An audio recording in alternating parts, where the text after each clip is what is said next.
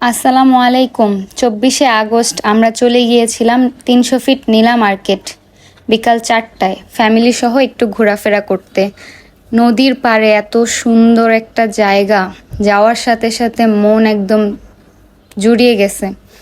এত সুন্দর ছিল, আর সানকিস্ট একটা ভাইব পাচ্ছিলাম। আমার বোনেরা, আমার ভাগ্নি ভাইগনা, আমরা সবাই মিলে গেছিলাম। অনেক মজা হয়েছিল, আমরা এখানে কথাবার্তা বলতেছিলাম। তো অনেক সুন্দর একটা সময় কাটানো হয়েছে আমাদের।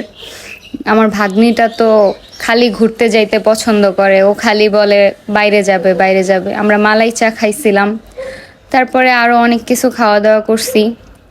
নদীর পাড়ে দেখতেছিলাম, আর আমার ভাগ্নি ঘুরতেছিল, দেখতেছিল যে নতুন জায়গায় গেছে, কীরকম জায়গা, কি কি আছে।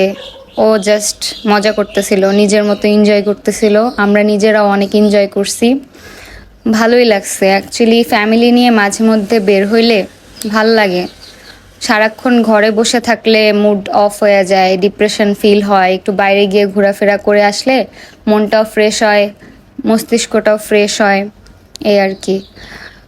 তো নীলা মার্কেট তো ফেমাস, সবাই চেনে। এইটা একটা হিডেন জ্যাম। হ্যাঁ, নীলা মার্কেটের ভিতর হঠাৎ হাঁটতে হাঁটতে পেয়ে গেলাম। মানে এখানে হয়তো বাড়ি হবে, তো এখানে আমার ভাগ্নি ঢুকে গেছে। তারপরে আমরাও গিয়ে ছবি তুললাম, একটু ভিডিও করলাম। আর আজকে ওয়েদারটা যা অস্থির ছিল, মানে কি বলবো, আকাশটা সেই ছিল। আমার ভাগ্নি এখানে গান শুই না ডান্স করতেছিল। ও গান শুনলেই ডান্স করে। আমরা একটা রেস্টুরেন্টে গিয়েছিলাম, তো আমার ভাগ্নি সিঁড়ি দিয়ে একা একা উঠতেছে। আমি ওরা বলতেছি কই যাও, আমার বলতেছে আবার, এই আর কি।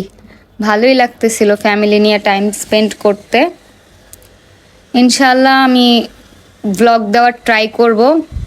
দেন আমরা হচ্ছে এই যে চাপটি ভর্তা, তারপর রুমালি রুটি দিয়ে হাঁসের মাংস, গরুর মাংস, এগুলো খাওয়া দাওয়া করছিলাম।